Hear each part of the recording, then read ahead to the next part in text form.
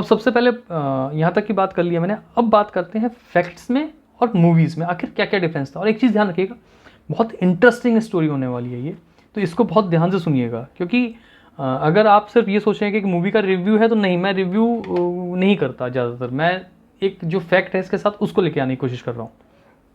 ठीक है, तो अब स्टार्ट करते हैं। सबसे पहले अब बात करते हैं हम मूवी के बारे में कि आखिर इसके अंदर क्या दिखाया गया और रियल सिनेरियो वहाँ पे क्या चल रहा था।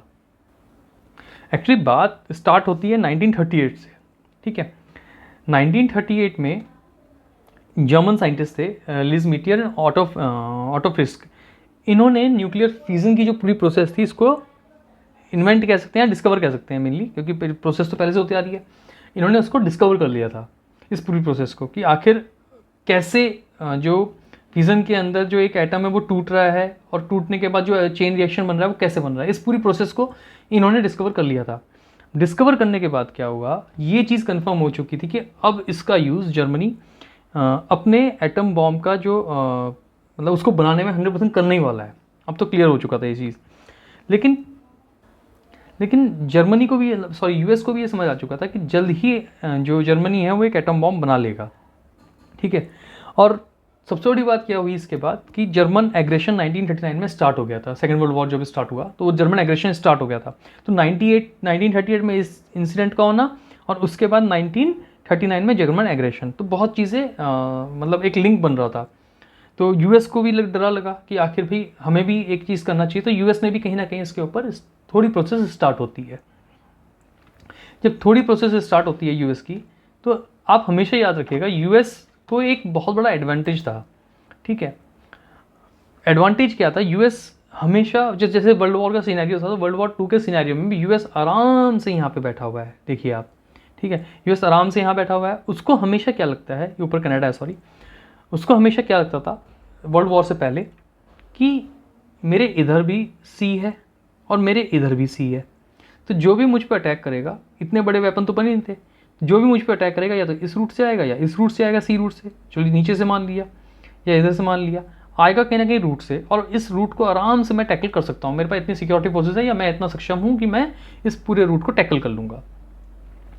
लेकिन अब कहानी थोड़ी चेंज होने वाली थी। ठीक है, कहानी ये चेंज होने वाली थी कि 1941 से पहले यूएस क्या करता था, आराम से वर्ल्ड वॉर में बैठ के, ये वर्ल्ड वॉर लड़ रहे थे, ये इलाका पूरा वर्ल्ड वॉर लड़ रहा था, और ये आराम से बैठ के इधर ब्रिटेन को हथियार सप्लाई करता था। मतलब ये आराम से बैठ के हाथ सेक रहा था, पैसे कमा रहा था। लेकिन कहीं ना कहीं चेंज होता है, और वो चेंज इस बात का होता है, कहीं ना कहीं चेंज आता है। ये चेंज 2 पॉइंट में आएगा, देखिएगा, समझने की कोशिश कीजिएगा इस 2 पॉइंट को मेरे। ये चेंज आता है, सबसे पहला चेंज आता है क्योंकि कहीं ना कहीं सपोर्ट कर रहा था ये इस वाले फ्रंट का। ठीक है, तो इस वाली बात से कहीं ना कहीं जर्मनी, रशिया, ये सब कहीं ना कहीं, और जापान जो पूरा एक लाई था, ये कहीं ना कहीं इस बात से खफा थे। ठीक है, कि ये पूरा पूरा सपोर्ट यहाँ से मिल रहा है। तो अब होता क्या है, होता यह है कि जापान जो है वो यूएस के ऊपर अटैक करता है 7 दिसंबर 1941 को। ठीक है, ये पर्ल हार्बर का अटैक था। ये अटैक इतना ज़बरदस्त, अगर मैं अपने वर्ड्स में कहूँ या जो मैंने सुना है, ये अटैक इतना ज़बरदस्त अटैक था कि बताया जाता है कि इंच इंच पे एक, मतलब कहते जो हमारी लैंग्वेज थी उसमें ये था कि इंच इंच पे बम फोड़ा गया था पर्ल हार्बर में। ये हालत कर दिया कि पूरा यूएस दहशत में आ गया था कि आखिर ये हमारे साथ क्या हो गया है पर्ल हार्बर के अटैक में। तो कहीं ना कहीं इस अटैक की वजह से यूएस को फाइनली अब वर्ल्ड वॉर में कूदना था। लेकिन एक दूसरा पॉइंट भी था जो ज़्यादातर मैं बहुत सारी यूट्यूब के रिव्यू देख चुका हूँ, लेकिन ज़्यादातर लोग जिस चीज़ को मिस कर रहे हैं, वो मिस क्या था मैं बताता हूँ आपको। क्या था, जर्मनी जो था, ये था वो मिथ सेकंड वाला ICBM। ठीक है, जर्मनी को एक चीज़ तो कंफर्म हो गया था कि वो न्यूक्लियर बॉम्ब बना लेगा जल्दी। ठीक है, और जब उसको ये चीज़ कंफर्म हो गया था, लेकिन प्रॉब्लम ये आ रही थी, अगर आप मेरे मैप को देखें, यहाँ से लेके और इधर तक अटैक करना, इधर से इधर तक अटैक करना, जो ये पोर्शन है ये वाला अटैक करने वाला, ये बहुत लंबा पोर्शन था, और इसमें अटैक करने में इसको अपनी बहुत सारी एनर्जी और बहुत सारा मतलब रिसोर्सेज यूज़ करने पड़ते हैं यहाँ से यहाँ तक जाने में अटैक करने के लिए। ठीक है, तो जर्मनी ने इस चीज़ को ध्यान में रखते हुए एक प्लान बनाया। उस प्लान के अंदर इन्होंने क्या किया, इन्होंने ICBM यानी इंटरकॉन्टिनेंटल बैलिस्टिक मिसाइल बनाने का प्रोग्राम स्टार्ट किया। इस प्रोग्राम को जो लेड किया वो किया था जर्मन साइंटिस्ट थे वॉन ब्राउन करके। उन्होंने इसको प्रोग्राम को लेड किया और इसको बनाने में लग गए। और सबसे अच्छी बात ये देखिए, अच्छी नहीं कहूँगा लेकिन हाँ बहुत डेंजर बात थी यूएस के लिए कि जब ये प्रोग्राम बनाया गया, वो कह सकते थे हम एक आईसीबीएम प्रोग्राम बना रहे हैं और कुछ भी नाम दे सकते थे, लेकिन इस प्रोग्राम का नाम भी जो रखा गया था बड़ा स्पेशल रखा गया था, प्रोजेक्ट अमेरिका। ठीक है, इसका नाम दिया गया था प्रोजेक्ट अमेरिका। ठीक है, इस प्रोजेक्ट अमेरिका नाम दिया गया था। आप सोचिए जब ये इंटेल यूएस को पता चली तो उसके दिमाग में क्या आया होगा। ठीक है, कितना आसान था कि दो मतलब एक साइमल्टेनियसली दो काम चल रहे थे, एक तरफ न्यूक्लियर बॉम्ब को रेडी करना और दूसरी तरफ आईसीबीएम को रेडी करना।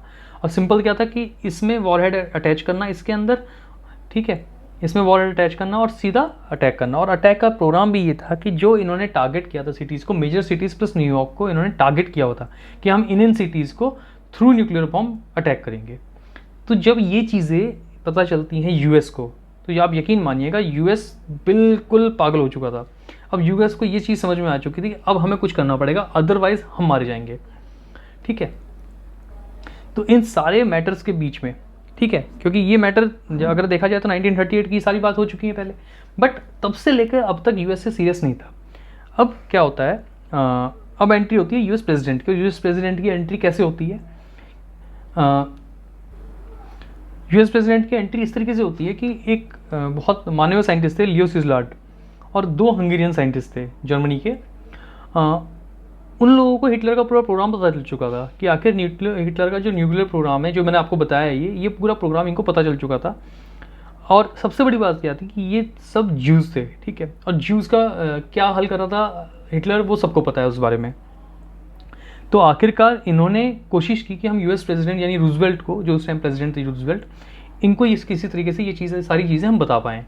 बट प्रॉब्लम ये थी कि इनके पास कोई डायरेक्ट मैसेज कन्वे करने का कोई मीडियम नहीं था।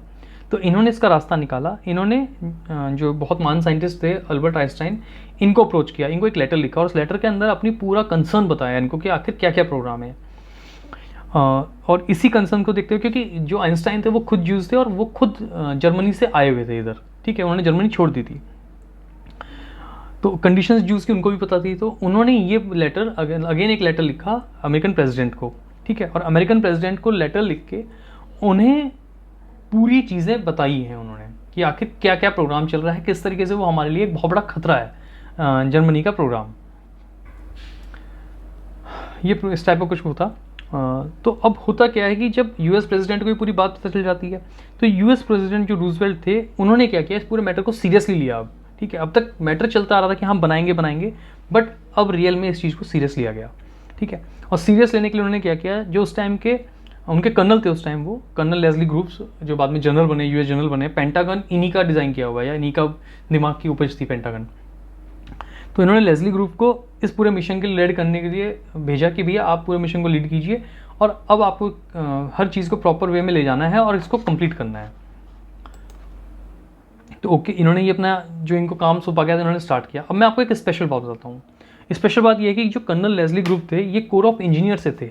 ठीक है, कोर ऑफ इंजीनियर इन कामों में बहुत एक्सपर्ट होती है, या इन कामों में बहुत ज़्यादा हेल्पफुल होती है किसी भी ऑर्गेनाइजेशन या किसी भी कंट्री के लिए। मैं आपसे एक क्वेश्चन देता हूँ, अगर आप बता पाएँ मुझे कि आखिर जब इंडिया ने पोखरण टेस्ट किया था, ठीक है, अटल बिहारी वाजपेयी जी के टाइम पे, तो कौन सी इंडियन रेजिमेंट थी, इंजीनियर रेजिमेंट थी, बताता हूँ मैं आपको, कोर ऑफ इंजीनियर की रेजिमेंट थी, कौन सी ऐसी इंजीनियर रेजिमेंट थी जिसने वो प्रोग्राम कंप्लीट होने में बहुत हेल्प की थी। ठीक है, और उनके कमांडिंग ऑफिसर का नाम क्या था, क्योंकि ये क्वेश्चन कभी भी बन सकता है आपके लिए और कभी भी आपसे पूछा जा सकता है। तो प्लीज़ कमेंट्स में करके बताने की कोशिश कीजिएगा मुझे, क्योंकि पर्ल हार्बर का अटैक हो चुका था। तो अब इस पूरे मिशन को बहुत सीरियसली लिया जाना था और बहुत सीरियसली इस पर काम होना था। ठीक है, और सबसे इंपॉर्टेंट था कि अब ये पूरा प्रोग्राम यूएस की प्रायोरिटी बन चुका था, एक एटम बॉम्ब बनाना। प्रोजेक्ट हेड जो बनाया गया वो ओपनमेयर को बनाया गया। अब प्रोजेक्ट हेड ओपनमेयर को ही क्यों बनाया गया, सबकी सबसे बड़ी बात क्या थी, जो ओपनमेयर थे वो कहीं ना कहीं जो कम्युनिस्ट आइडियोलॉजी थी उसको सपोर्ट करते थे। ठीक है, जिस टाइम उनको प्रोजेक्ट हेड बनाया गया उस टाइम कई लोगों ने सवाल भी उठाया था कि आखिर जो कम्युनिस्ट आइडियोलॉजी वाले एक आदमी को आप कैसे अपना इतने बड़े प्रोग्राम का हेड बना सकते हैं। ठीक है, या जब बाद में ये चीज़ रिवील हुई तब ये बातें हुई हैं। ठीक है, बट कहीं ना कहीं कर्नल ग्रूव्स को इस बात का पता था कि ओपनमेयर जो हैं उनकी काबिलियत बहुत ज़्यादा है, और सबसे बड़ी बात उस टाइम पे यूएसए के अंदर क्वांटम फिजिक्स के अंदर इनसे बड़ा फिजिसिस्ट कोई नहीं था क्वांटम फिजिक्स के अंदर। इसलिए उनको ये बात समझ में आ चुकी थी कि इनके साथ ही काम करा जाएगा, और कहीं ना कहीं उनको इस बात का भी कंफर्म था कि ये ऐसा नहीं होगा कि ये कम्युनिज्म के चक्कर में अपनी नेशनल जो एक इंटीग्रिटी होती है या एक देश प्रेम होता है उसको सेक्रीफाइस कर देंगे। नहीं, ऐसा नहीं था। उन्होंने उसी बात को लेके इनको हेड बनाया। अब जब इनको हेड बनाया गया तो कहीं ना कहीं इनको हेड बनाया गया। हेड बनाने के बाद इनके साथ 15 साइंटिस्ट की एक टीम दी गई। ठीक है, ये वो पिक है। 15 साइंटिस्ट की टीम दी गई। इस पूरे प्रोजेक्ट का जो नाम रखा गया वो नाम रखा गया प्रोजेक्ट मैनहट्टन। ठीक है, और जो इसमें एटम बॉम्ब यूज़ किया गया था उस एटम बॉम्ब का नाम रखा गया गैजेट। ठीक है, टेस्टिंग जो होनी थी वो लॉस एलमॉस में होनी थी। वो लॉस एलमॉस ही इसकी साइट थी। लॉस एलमॉस ही इसकी साइट थी, टेस्टिंग वहीं पे होनी थी। तो ये सारी चीज़ें रखी थी और जो टेस्ट था उसका नाम ट्रिनिटी रखा गया था। ठीक है, ये सिंपल सी चीज़ें हैं बस इसके अंदर। पर अब होता क्या है, इसी बीच में 12 अप्रैल 1945 यानी 12 अप्रैल 1945 को जो प्रेसिडेंट रूजवेल्ट थे उनकी ब्रेन हेमरेज से डेथ हो जाती है। और उस टाइम जो वाइस प्रेसिडेंट थे जो थे अपना एस ट्रूमैन थे। हाँ, एस ट्रूमैन जो थे वाइस प्रेसिडेंट थे उस टाइम, उनको प्रेसिडेंट बनाया जाता है। तो आप यकीन मानिएगा सीक्रेसी का लेवल देखिएगा कि फर्स्ट टाइम, अब ये देखिएगा जो फाइनल टेस्ट होगा वो 16 जुलाई 1945 को होगा और 12 अप्रैल 1945 को प्रेसिडेंट रूजवेल्ट की डेथ होती है।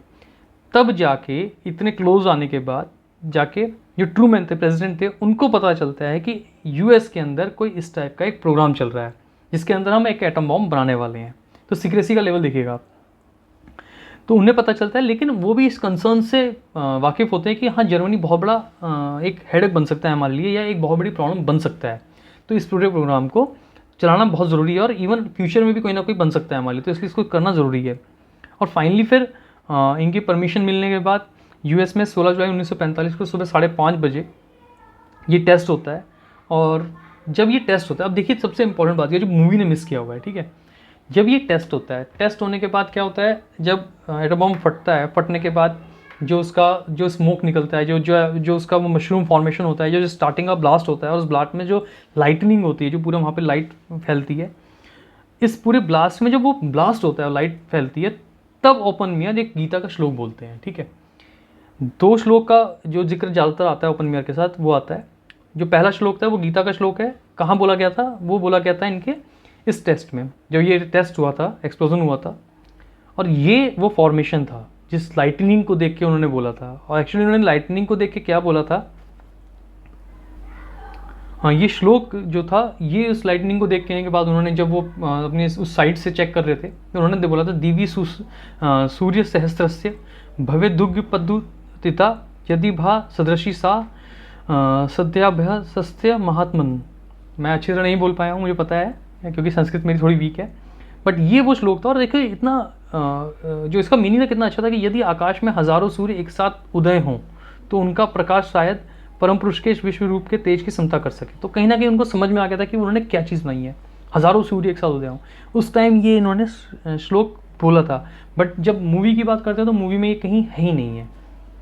ठीक है, अब बात करते हैं सेकंड श्लोक की। जो सेकंड श्लोक था, ठीक है, जिसके अंदर उन्होंने कहा है समझ जगत को, जैसे ये वाला वर्ड जो उन्होंने बोला है, now I am become death the destroyer of the world, ये जो उन्होंने बोला है ये कहीं ना कहीं कंटेक्स्ट लिया है इस श्लोक का। ठीक है, और उन्होंने मेंशन किया हुआ है। और सबसे बड़ी बात क्या थी, जिस इंटीमेट सीन के अंदर इसको दिखाया गया है वो बिल्कुल ही गलत यूज़ किया गया है, क्योंकि ये इन्होंने एक अपने इंटरव्यू में बोला था।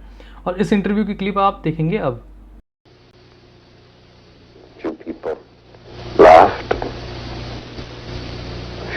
Cried. Most people were silent.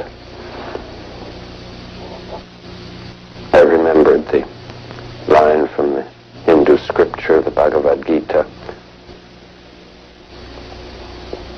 Vishnu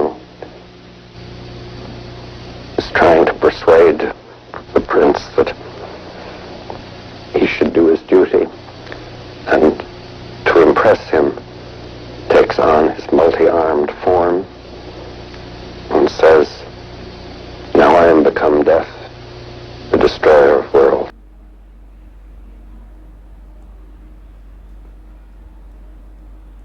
आप समझ चुके होंगे उन्होंने क्या बताया है कि आखिर उन्होंने क्या चीज़ बना दी है। अब जब ये टेस्टिंग हो जाती है, टेस्टिंग होने के अगले दिन से ओपनमियर जो थे वो यूएसए के हीरो बन चुके होते हैं, ठीक है, जिन्होंने एक ऐसी चीज़ बना दी थी जिससे यूएसए अब सुपर पावर था। पहले से सुपर पावर था बट अब ज़्यादा सुपर पावर हो चुका था, यानी प्लस प्लस ग्रेडिंग हो चुकी थी अब तो। लेकिन अब एक चीज़ समझिएगा, जब इतनी बड़ी अचीवमेंट उनके साथ जुड़ चुकी थी, लेकिन उनके मतलब उनको भी एक चीज़ समझ में आ चुकी थी आखिर उन्होंने क्या बना दिया है। जो श्लोक हैं ये इसका मीनिंग बता रहे हैं। तो कहीं ना कहीं वो मान चुके थे कि उन्होंने अपने हाथों से विनाश के बीज बो दिए हैं, ठीक है, और कहीं ना कहीं ये इस चीज़ के लिए जिम्मेदार हैं। इसके बाद स्टार्ट होता है ओपनमियर का डिलीमा, ठीक है। ये डिलीमा उनकी डेथ के साथ ही ख़त्म हुआ, और डिलीमा ये था कि ओपनमियर उनको 2 फैक्ट के बारे में पता था। फर्स्ट ये कि अगर वो एटम बॉम्ब नहीं बनाएंगे तो जर्मनी बना देगा, ये उनको कंफर्म था कि मैं नहीं बनाऊंगा, जर्मनी बना देगा या कोई और बनाएगा, ठीक है, और हमारे अगेंस्ट यूज़ हो सकता है। तो फर्स्ट तो ये सपोर्टिंग डिलीमा था उनका। लेकिन जो सेकंड डिलीमा था वो ये था कि जब ये बॉम्ब 6 अगस्त 1945 को, अब आप देखिए 16 जुलाई को ये बॉम्ब की टेस्टिंग होती है, और 6 अगस्त 1945 को इस बॉम्ब को फर्स्ट अटैक होता है इसका, और ये हिरोशिमा पे गिराया जाता है। जिस टाइम गिराया था लगभग 17,000 लोग तो उसी टाइम मर जाते हैं, और 1,25,000 टोटल के आसपास आते हैं, और 1.5 लाख के आसपास मान के चलिए कि लोगों की डेथ होती है। जब इतने लोगों की डेथ होती है तब ओपनमियर को ज़्यादा झटका लगता है कि आखिर इतना मास डिस्ट्रक्शन मेरी वजह से हुआ है। चलो ये तो हो ही गया था, लेकिन इसके 3 दिन बाद ठीक एक और बम गिराया जाता है जिसका इनको नहीं पता था, ठीक है। जब वो नागासाकी अटैक होता है 9 अगस्त 1945 को, उससे ज़्यादा शॉक लगता है इनको, और इसमें भी लगभग 1,30,000 से लेकर 1.5 लाख लोग मारे जाते हैं, तो लगभग 3 लाख लोग मारे जा चुके थे। और कहीं ना कहीं अब इनको ये चीज़ समझ में आ चुकी थी कि इनकी वजह से बहुत से लोगों ने अपनी जान खो दी है, ठीक है। अब सबसे बड़ी बात क्या थी, जब इन्होंने इस बारे में पूछा कि भाई आखिर आपने जब एक बॉम्ब गिरा चुके थे तो आपने सेकंड बॉम्ब की ज़रूरत क्या पड़ी आपको गिराने के लिए, इतना मास डिस्ट्रक्शन करने की ज़रूरत क्या थी। तो इनको बड़ा सिंपल तरीके से बताया गया कि हिरोशिमा अटैक के बाद जापान सरेंडर नहीं कर रहा था या वो करने की मूड में नहीं था, तो हमने सेकेंड बॉम्ब भी ड्रॉप किया ताकि वो अब बिल्कुल ही क्लियर हो जाए सरेंडर करने के लिए। इस तरह की बात बता के इनको छोड़ दी गई। अब सबसे बड़ी बात क्या थी कि न्यूक्लियर बॉम्ब जैसा जो शैतान था वो पैदा तो हो गया था, और सबसे बड़ी बात अब इसके बाद ये थी कि अब इसे हर कोई हासिल करना चाहता था, ठीक है। तो इन जो रिस्पॉन्स में 29 अगस्त 1949 को यूएसएसआर ने भी अपना एटॉमिक बॉम्ब टेस्ट कर दिया। तो अब यूएस को भी समझ में आ गया था कि तुम और यूएसएसआर, जो कि उस टाइम बहुत बड़े एनिमी बन चुके थे, ये 1-1 के रेशियो में आ चुके थे, यानी 1-1 के बराबर हो चुका था इनका पॉइंट। लेकिन अब प्रॉब्लम ये थी क्योंकि अगर यूएसए को अपनी सुपरमेसी बचा के रखनी है तो उसको इससे बड़ा बॉम्ब टेस्ट करना पड़ेगा, ठीक है। तो इसी चीज़ के लिए दोबारा ओपनमियर को दोबारा से याद किया जाता है कि आप आए अगेन, अब की बार हाइड्रोजन बॉम्ब बनाएं और पता दिखाई दुनिया को कि आखिर हम क्या चीज़ हैं। इस पॉइंट पे आके ओपनमियर इस पूरे प्रपोजल को रिजेक्ट कर देते हैं कि मैं हाइड्रोजन बॉम्ब नहीं बनाऊंगा, ठीक है। अब उस टाइम ऐसी बात कह देना, क्योंकि कभी कभी क्या होता है कि आप सामने वाले की सिचुएशन नहीं समझ पाते हैं और हर चीज़ को आप किस एंगल से जोड़ देते हैं, देशभक्ति के साथ, ठीक है, नेशनलिज्म के साथ जोड़ दिया जाता है। तो उनके साथ भी यही किया गया, इस चीज़ को नेशनलिज्म के साथ जोड़ दिया गया कि आखिर ये आदमी, क्योंकि कहीं ना कहीं ये कम्युनिज्म को सपोर्ट करते हैं और यूएसएसआर पूरी कम्युनिस्ट कंट्री थी, तो ये कहीं ना कहीं यूएसएसआर का सपोर्ट कर रहे हैं। और कहीं ना कहीं अगर माना जाए एक टाइम के लिए, उस टाइम जो बातें आई हैं निकल के उस टाइम की, जो यूएसएसआर ने अपना एटॉमिक बॉम्ब बनाया है उसको बनाने में बहुत बड़ी हेल्प इन्होंने की है। खैर ये सारी बातें बाद में जाके झूठ निकलती हैं, ऐसा तो कुछ नहीं हुआ। और रही बात ओपनमियर की, तो ओपनमियर ने भी जब स्टालिन के टाइम पे आके, जब स्टालिन ने अपना काम करना स्टार्ट किया था और उनके तरीके से ये बहुत ज़्यादा इनको अच्छे नहीं लगे थे, तो इन्होंने जो कम्युनिज्म का मार्ग रास्ता था ये इन्होंने छोड़ दिया था कि भाई मैं इस आइडियोलॉजी को नहीं मानता, ये आइडियोलॉजी वेस्ट है, इसके अकॉर्डिंग जो चीज़ मैं चाहता था वो नहीं हो पा रही है। तो इस तरीके से वो छोड़ चुके थे। लेकिन फिर भी एटम बॉम्ब तो बनना ही था और वो बना, और 1 नवंबर 1952 को यूएस ने हाइड्रोजन बॉम्ब को टेस्ट किया, जो कि पूरी दुनिया ने देखा। और सबसे बड़ी बात क्या थी कि अब की बार जो ये बॉम्ब बनाया गया था हाइड्रोजन बॉम्ब, जो नागासाकी में बॉम्ब ड्रॉप किया गया था उससे 500 टाइम्स मोर पावरफुल बॉम्ब था, ठीक है। तो आप कहीं ना कहीं पूरी चीज़ जो है वो समझ चुके होंगे कि आखिर किस किस चीज़ों की वजह से यूएस को इस चीज़ों के अंदर आना, मतलब इस पूरे एटॉमिक बॉम्ब के अंदर आना पड़ा, और क्या क्या उसके माइंड में था उस टाइम। जब ओपनमियर ने अपना एटम बॉम्ब बनाया था तो उस टाइम उनके साथ और भी बहुत सारे, जो मैंने बताया था लियो सीजर जिन्होंने लेटर लिखा था, वो ये साइंटिस्ट थे। इनके साथ और भी साइंटिस्ट थे जिन्होंने इनकी हेल्प की थी। उसमें रिचर्ड फेनमैन थे, उसके बाद एनरिको फर्मी थे, एडवर्ड टेलर थे, जिन्होंने इनको फादर ऑफ हाइड्रोजन बम। सबसे अच्छी बात देखिए क्या है कि जब इन्होंने हाइड्रोजन बम बनाया था ना, तो बहुत से लोग इनको फादर ऑफ हाइड्रोजन बॉम्ब कहते थे, लेकिन सबसे बड़ी बात ये थी कि इनको बहुत ज़्यादा बुरा लगता था कि लोग मुझे फादर ऑफ हाइड्रोजन बॉम्ब कहते हैं, ठीक है, क्योंकि इनको भी पता था कि डिस्ट्रक्शन का सामान है ये, और इसका फादर बनना बहुत गलत मतलब एक वो करेगा, तो इसी वजह से इससे बचना चाहते थे इस नाम से।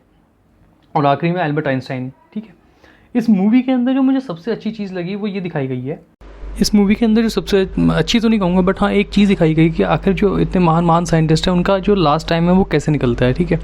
वही चीज़ इसमें अल्बर्ट आइंस्टाइन के बारे में दिखाई गई है, वही चीज़ इसमें ओपेनहाइमर के बारे में दिखाई गई। और एक और चीज़ बताता हूँ मैं आपको, यही चीज़ हुआ था टेस्ला के साथ। अगर आप टेस्ला के भी लास्ट टाइम को पढ़ेंगे, इतने महान साइंटिस्ट थे, कहीं ना कहीं जो इनका एंड है या इनके साथ जो लास्ट में सोसाइटी में होता है वो चीज़ बहुत मतलब एक हिलाने वाली दिखाई गई है इसके अंदर, ठीक है। और एक सबसे बेस्ट पार्ट जो मुझे लगा इस मूवी के अंदर, मैं हमेशा मतलब मैं मैथ में कभी इतना स्ट्रांग नहीं था, इसमें एक चीज़ बहुत अच्छी दिखाई है और स्पेशली उन बच्चों के लिए दिखाई गई है जो ये सोचते हैं कि अगर मैथ नहीं है तो उनकी लाइफ में साइंस नहीं है। आइंस्टाइन को बोलते हुए दिखाया गया ओपेनहाइमर को कि ना आपका मैथ अच्छा है ना मेरा मैथ अच्छा है, यानी हम दोनों मैथ से चिढ़ते हैं, ठीक है। तो ये चीज़ जो दिखाई है, लेकिन फिर भी वो इतने महान साइंटिस्ट है, तो खाली मैथ के साथ साइंटिस्ट वाली जो चीज़ें जोड़ दी जाती हैं कि मैथ नहीं तो साइंटिस्ट नहीं, वो इसमें उस मिथ को भी जिन्होंने अच्छी तरह हैंडल किया है, ठीक है। बाकी अगर इसके अलावा कोई एक्स्ट्रा न्यूज़ मिलते कि मैं पक्का डालने की कोशिश करूँगा। अब बाकी ये मेरा इनिशिएटिव आपको कैसा लगा प्लीज़ मुझे कमेंट में बताएं, ताकि मैं इसमें और इम्प्रूवमेंट करके नेक्स्ट टाइम कोई और अच्छी इन्फॉर्मेशन आप तक पहुँचा सकूँ। Thank you and bye bye.